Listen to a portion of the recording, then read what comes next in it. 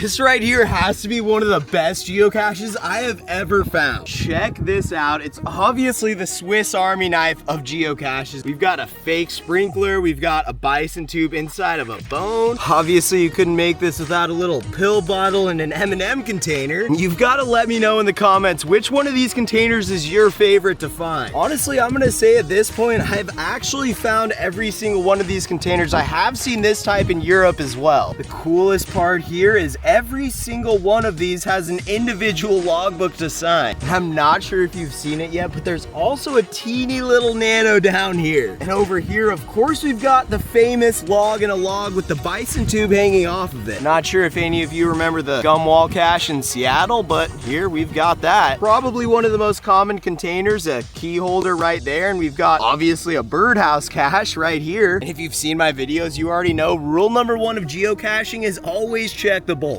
You can't miss this container. I actually have 2 geocache hides myself that are exactly like this. Probably the most common micro container of them all right here. Obviously, we could never forget the classic OG Tupperware with the small Altoids can. And last but certainly not least, one of the most common hides, a fake rock. Underneath it is where you find the cache. We've got a golf ball. This one's screwed in, but obviously it's a fake golf ball. I've got a hide exactly like that too. Finally, we've got a log inside of a log. That was the first cache I ever hid. Now that we've gone through just about every container, let me know in the comments which one of these is your favorite to find.